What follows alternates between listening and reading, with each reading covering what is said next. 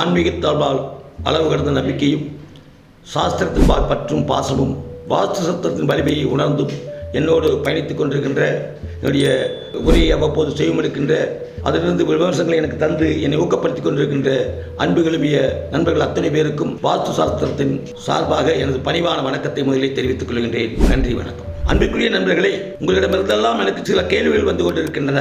இது சரியா தவறா, எப்படி நடந்தது, ஏன் நடந்தது, அதெல்லாம் விளக்கம் கேட்டுக்கொண்டிருக்கின்றீர்கள். அது குறித்து ஒவ்வொன்றையும் நான் சொல்லுவது அவசியம் என்று கருதுகிறேன். சமீபத்திலே என்னுடைய நண்பர் ஒருவர் கேட்டார், வாஸ்து சாஸ்திரத்தின் முன்னோடியாக என்று கருதப்படுகின்ற மயனும் விஸ்வகர்மாவும் சேர்ந்து அமைத்துக் கொடுத்த இலங்கேஸ்வரன் ராவணனின் அரண்மனை எப்படி பாழானது, அந்த ராவணனுக்கு ஏன் கெடுதல் நடந்தது என்ற ஒரு கேள்வியை கேட்டார்கள். நியாயமான கேள்விதான். அந்த கேள்வி குறித்து நானும் யோசித்துக் கொண்டிருக்கிற நேரத்திலே எனக்கு 2 கருத்துக்கள் அதற்காக விடையாக கிடைத்தன. ஒன்று, நம்முடைய முன்னோர்கள் சொன்ன கருத்தின்படி ராவணன் தன்னுடைய அமைப்பிலே கூடுதலாக ஒரு சிவஸ்தானத்தை உருவாக்க வேண்டும் என்பதற்காக, ஒரு ஈஸ்வர ஸ்தானத்தை நிறுவ வேண்டும் என்பதற்காக மூத்தோர் சொல்லை கேட்காமல், ஆலோசகர்கள் அறிவுரை ஏற்காமல் தவறான இடத்திலே பிரதர்சி செய்து வைத்ததனுடைய விளைவுதான் இத்தனை காரணம் என்ற ஒரு கருத்து நமக்கு சொல்லப்பட்டிருக்கிறது. அது ஏற்றுக்கொள்ளப்படக்கூடியதான்.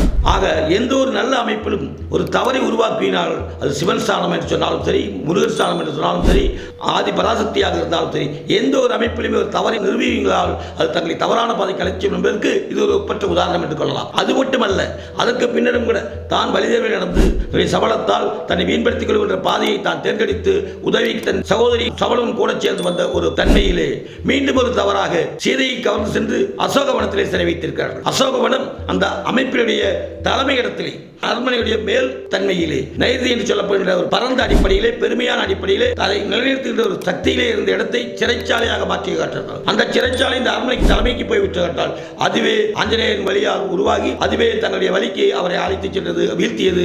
இதுவும் கூட வாஸ்து தவறுதான். ஆகவே வாஸ்து அமைப்பிலே நாடாக இருந்தாலும், நகரமாக இருந்தாலும், சிறப்பாக இருந்தாலும் சரியான அமைப்பை சரியாக செயல்படுத்தாமல் அதிலே ஏதேனும் ஆசைக்காக, அவசர கவனத்துக்காக, நிற்கதிக்காக தங்களை அறியாமலோ அறிந்து திமிராகவோ ஒரு தவறை உருவாக்கியால் அது மேலும் மேலும் தவறுகளை உருவாக்கும். அதனுடைய விளைவுக்கு தான் ராவணன் தன்மை நமக்கெல்லாம் பாடமாக அமைந்திருக்கிறது. எனவே இது மயனோ விஸ்வகர்மா செய்த தவறல்ல, ராவணன் செய்த தவறு. அது ராவணனுக்கு அழிவாக வந்தது. அதுவே வாஸ்து சாஸ்திரத்துக்கு சாட்சியாக இருக்கிறது என்று கூறுகிறேன். இதை எல்லோரும் ஏற்றுக்கொள்ள வேண்டும் நம்புகிறேன். நன்றி, வணக்கம்.